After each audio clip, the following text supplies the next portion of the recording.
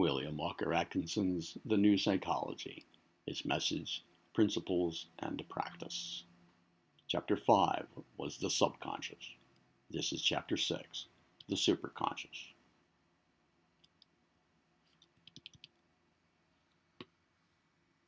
It is difficult to explain the new psychology conception of the superconscious plane of mind without approaching perilously near the borderline that separates psychology from metaphysics and philosophy. Even escaping this danger, we are compelled to use the terms of evolution as used in the science of biology.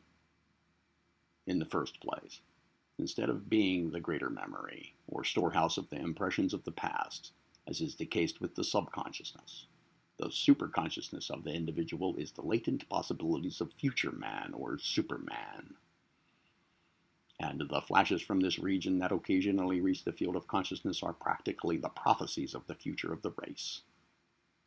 That which is now the superconscious region of the individual will someday become the ordinary plane of everyday mentation of the advanced race.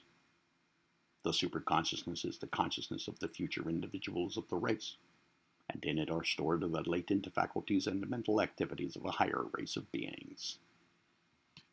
To some favored ones of the present race, there come flashes from this wonderful region of the mind, and we call them genius, inspiration, intuition, and other terms denoting higher and uncommon mental activities and states. In each individual there is stored this greater reservoir of future mental development. Why or how, we do not know.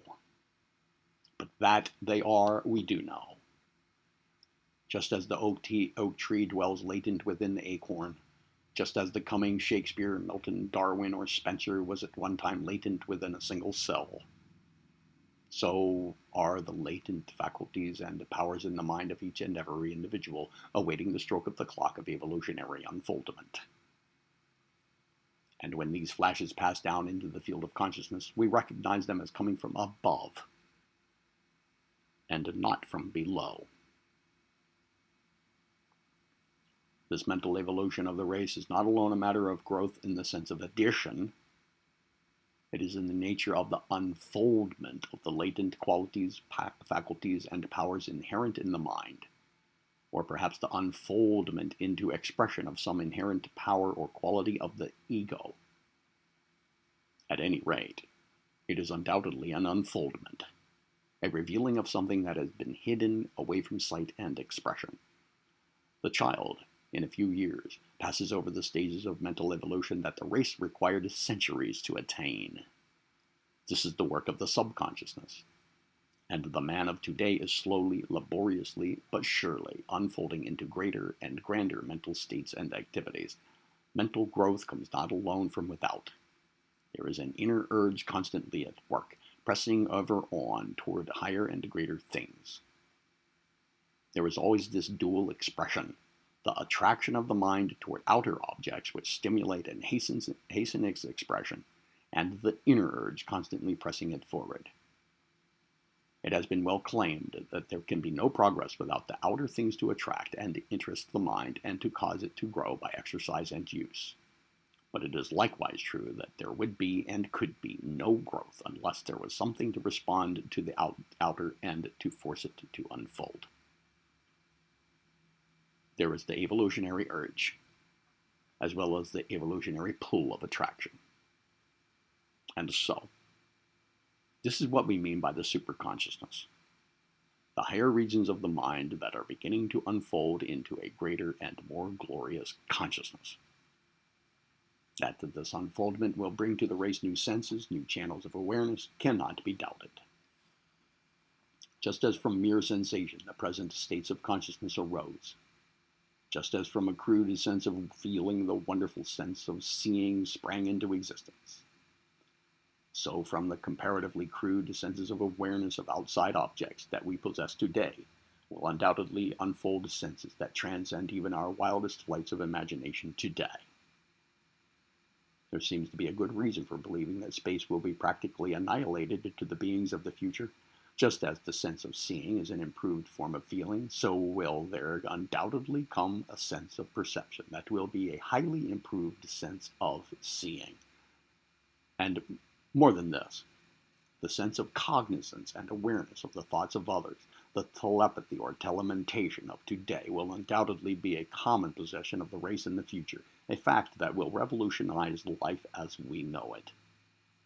For when the thoughts of all become as an open book to all, then will pass away deceit, falsity, hypocrisy, untruth, and all the rest.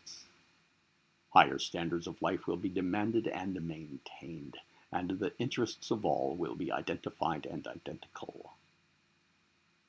With a common thought arising from the circulation of thought, there will come a common interest and aim to the race. In the recognition of these latent faculties, even now beginning to show signs of unfoldment, there is to be found a sane basis for the expectation of the coming of many things that now are held to belong to the millennium. But it is not the future, it is not of the future that we wish to speak. Our work is in the present. From these higher regions of mind are coming to the race not only the expressions of genius, inspiration, and intuition, but also the consciousness of relationship between all men, all living things. With a dawning consciousness of this relationship, men naturally feel nearer to each other and to the universe, and consequently express themselves differently. The feeling of kindness, sympathy, brotherhood, and general tolerance that is coming to the race arises from the flashes from these higher regions of mind. These things are not obtained through the intellect. They are a matter of consciousness, of higher feeling, and this consciousness and feeling certainly do not arise from the lower regions of the mind, for the past was not concerned with these things of the future. Many of the things that come into our minds that we are apt to think came from above really do come from above, from the higher regions of the mind, the superconsciousness. That the race is unfolding into a new plane of sensing and into a new field of knowing and thinking cannot be doubted by anyone who studies the signs of the times.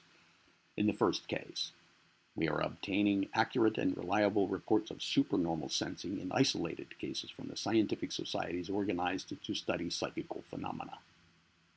We have evidences of a higher form of awareness at a distance, which for want of a better name is known as clairvoyance, a name, by the way, that has unpleasant associations by reason of its use by many charlatans and tricksters. The evidence in support of these phenomena is too voluminous and trustworthy to be brushed slightly aside. The records are full of well-authenticated instances occurring to persons of the highest standing and character. And the evidence in favor of thought transference is even stronger. For that matter, there are but few people today who have not had a personal experience along these lines. Excuse me. Many have been prejudiced against these phenomena for the reason that they have considered them to be used as a proof of supernatural powers, etc. But there is nothing supernatural about it. No doubt the sense of sight came slowly to lower forms of life. Certainly it came late in the history of the Earth's living forms. And if these lower forms had been able to think about it, they would have been prejudiced in the beginning against the reports of the few of their number who claimed to be able to feel things at a distance. For that is what seeing really is. A developed sense of feeling the impact of the light waves. And no doubt these lower forms would have organized societies for psychical research, amid the sneers of the non-seeing brethren, until finally the sense of seeing became common to the race. And there is no reason whatever for holding that the evolution of the senses has ceased its operations. There is far more reason for thinking that there will be many new senses unfolding to the race senses for receiving impressions of electric waves, magnetic waves, thought waves, and other waves, not now sensed by the mind. Excuse me again. It would, if we could, sense the waves of electricity or magnetism, a new world would be opened up for us. And as we have said, a sensing of thought waves would revolutionize the world. Just imagine what the universe would seem to the race, were it devoid of the sense of sight or of hearing. and think what it would mean to have two more senses of equal importance opened to it. Our present senses touch the universe at only a very small segment of its whole. Again, excuse me. Each new sense opens up a new universe. As Isaac Taylor well said, perhaps within the field occupied by the visible and ponderable universe, there is existing and moving another element fraught with other species of life, corporeal indeed, and various in its orders, but not open to the cognizance of those who are confined to the conditions of animal organization. Is it to be thought that the eye of man is the measure of the Creator's power? And has he created nothing which he has not exposed to our senses? The contrary seems much more than barely possible. Ought we not to think it almost certain? And as Mason has said, if a new sense or two were added to the present normal number in man, that which is now the phenomenal world for all of us might, for all we know, burst into something amazingly wider and different in consequence to the additional revelations through those new senses. The student must free his mind from the error that there is anything unnatural or miraculous in the idea of additional senses unfolding to the race. Every sense is a miracle, if these new ones be so considered. What could be more miraculous than the sense of sight? Or still more, to the sense of sight aided as it is by the microscope and the telescope, which but heighten the normal power. Do you think that we can sense what is going on in the universe of a drop of water, or changes on a distant planet? Is not this a miracle? Is not the fact that you, who are reading this page, can know the shapes of these letters on the page at a distance with no bodily contact, is this not a miracle? Again, excuse me. In our chapters on impressions, you may see that all the senses are but forms of feeling, the impressions coming from outside objects, that we do not see, feel, hear, smell, or taste the objects themselves, but merely the impressions reaching the brain from these objects, messages along the nerves that are then translated by our brains. Can anyone, knowing these facts, claim to know or believe that there are not other avenues whereby these impressions may reach us, particularly when we know that each of the present 5 avenues of the senses were slowly evolved or unfolded as life climbed the scale of evolution? Let us be fair in this matter, and while reserving the right to question, examine, and determine the validity of any and all claims of supernormal sensing, still maintain the open mind toward the subject. And not only in the direction of sensing does the superconsciousness hold improvement for the race. In the realm of reason, there is every right to believe that new faculties will be unfolded, just as the present faculties were unfolded in the past. One has but to study man in the scale of reasoning ability to understand that there is an evolutionary scale of reason in both the race as a whole and between individuals, not even considering the lower animals. Is it not reasonable, to believe that the man of the future will be as far ahead of the average man of our race and time as the latter is ahead of the African bushman or the digger Indian? Have we reached the limits of thought and reason? History and science answer this question in no uncertain tones, in the negative. Have we not had examples in the scattered instances of geniuses of giant mental power, forerunners of the men to come? In the superconscious regions of the mind lie the seeds and the germs of these future senses and reasoning powers, latent, awaiting the call of unfoldment. And from that region comes all that is best and highest and greatest in our mental activities today. And by recognizing this fact and opening up the mind toward this higher self, we invite and make welcome these messages from above and encourage their coming. And thus do we grow and unfold.